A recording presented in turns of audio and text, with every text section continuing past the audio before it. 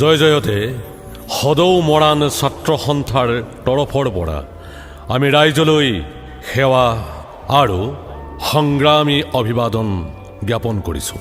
হে পৰম শ্ৰদ্ধাৰ ৰাইজ, মৰাণ ছাত্ৰ সন্থাৰ উদ্যোগত আৰু মৰাণ জনজাতিৰ কেওটা সংগঠনৰ সহযোগত আমি ঘোষণা কৰিছোঁ আমাৰ এক অনন্য প্ৰতিবাদী কাৰ্যসূচী ৰণসংকাৰ। অহা 30 জানুৱাৰী তাৰিখে তিনিচুকীয়াৰ চেনাৰাম বৰ্ডিং ফিল্ডত সদৌ মৰাণ ছাত্ৰ সন্থাৰ উদ্যোগত আৰু মৰাণ জনজাতিৰ কেওটা সংগঠনৰ সহযোগত ৰণসংকাৰ।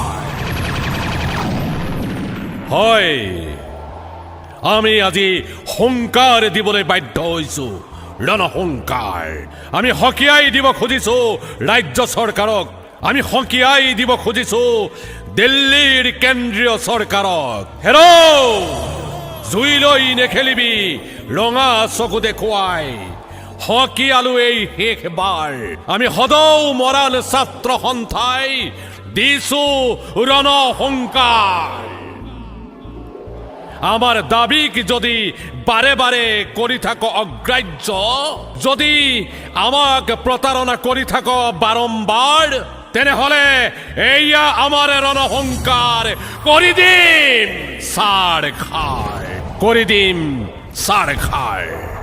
হে পৰম শ্ৰদ্ধাৰ ৰাইজ, কিয় আজি আমি ৰণসংকাৰ দিবলৈ বাধ্য হৈছোঁ? আমাৰ প্ৰথম দাবী অনুসূচীকৰণ আৰু 6ষ্ঠ অনুসূচীভুক্ত স্বায়ত্ত শাসন আমাক প্ৰদান কৰিবই লাগিব। সৌ তাহানিৰে পৰা আমি যুঁজি আছোঁ, তাহানিৰে পৰা আমি পতিয়ন নিয়াবলৈ চেষ্টা কৰিয়েই আছোঁ, আৰু ই চিৰন্তন সত্য।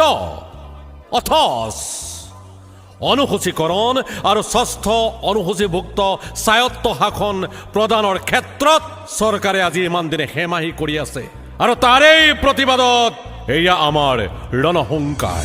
জাতিধ্বংসী নাগৰিকত্ব সংশোধনী বিধেয়ক 2016 বাতিল কৰিবলৈ আজি অসমৰ চুকে কোণে সকলোৱে সদল বলে ওলাই আহিছে। জাতিটোক ৰক্ষা কৰিবলৈ, অসমীয়াৰ অস্তিত্ব ৰক্ষা কৰিবলৈ সকলোৱে একেমুখে আগবাঢ়ি আহিছে, ৰাতিক দিন কৰি প্ৰতিবাদত ভাগ লৈছে। অসমৰ আকাশ বতাহ কঁপি উঠিছে। কিন্তু আমাৰ ৰাইজৰ প্ৰতিবাদক ভ্ৰক্ষেপ নকৰি আমাৰ ৰাইজৰ এই দাবীক হাঁহি হাঁহি উৰুৱাই দিছে কেন্দ্ৰীয় চৰকাৰে, সহযোগ কৰিছে ৰাজ্য চৰকাৰে। আমি ৰণসংকাৰ দিছোঁ, কোনো কাৰণতেই এই নাগৰিকত্ব সংশোধনী বিধেয়ক 2016 আমি মানি নলওঁ, ইয়াক বাতিল কৰিবই লাগিব। যদি সমগ্ৰ অসমীয়া জাতি একত্ৰিত হৈ জাগি উঠিব পাৰে, তেনেহলে কেন্দ্ৰীয় চৰকাৰৰ শক্তি নাই, ক্ষমতা নাই যে আমাৰ দাবীক অগ্ৰাহ্য কৰি নাগৰিকত্ব সংশোধনী বিধেয়কক আইনত পৰিণত কৰিব পাৰিব। নোৱাৰে ৰাইজ, নোৱাৰে, কেতিয়াও নোৱাৰে।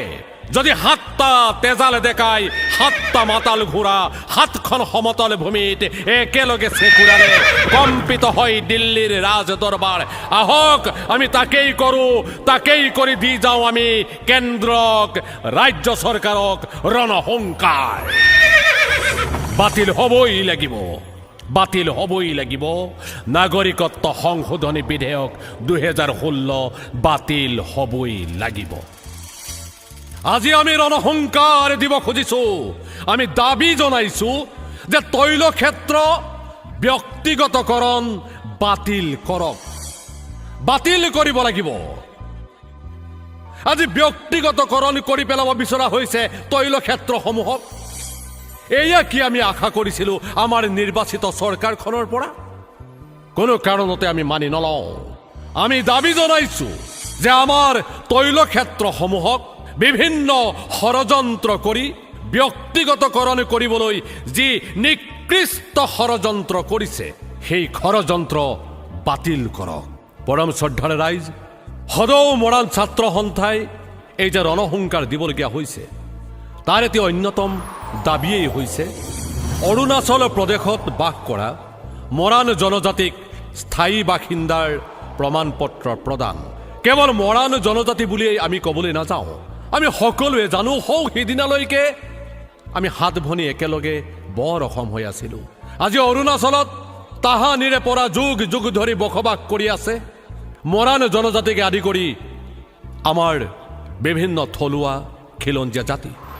চাওকচোন ৰাইজ, আজি যদি বিদেশীক আনি নাগৰিকত্ব সংশোধনী বিধেয়ক 2016 আইনত পৰিণত কৰি অসমৰ স্থায়ী বাসিন্দা কৰিবলৈ বিচৰা হৈছে, তেনে ক্ষেত্ৰত আমাৰ নিজৰেই ককাই ভাই বাই ভনী, আমাৰ নিজৰেই এই খিলঞ্জীয়া ভূমিপুত্ৰসকলে বসবাস কৰি থকা ইমান কাষৰ ৰাজ্যখনতে বিদেশীৰ দৰে কিয় থাকিবলগীয়া হৈছে?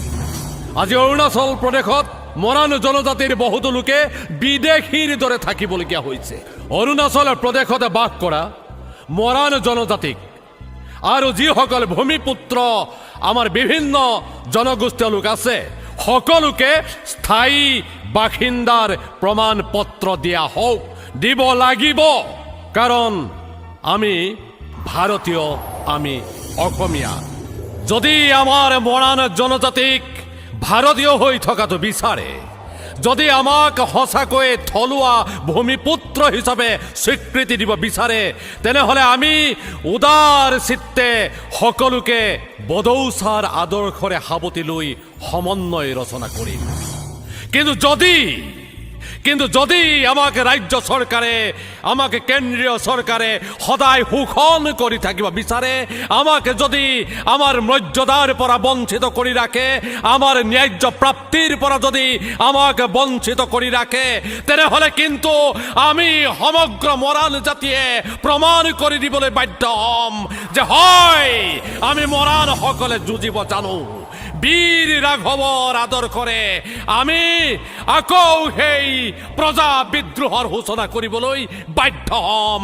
আমি কঁপাই তুলিম দিল্লীৰ ৰাজদৰবাৰ, আমি থৰহৰি কম্পমান হ'বলৈ বাধ্য কৰিম অসমৰ ৰাজ্য চৰকাৰ।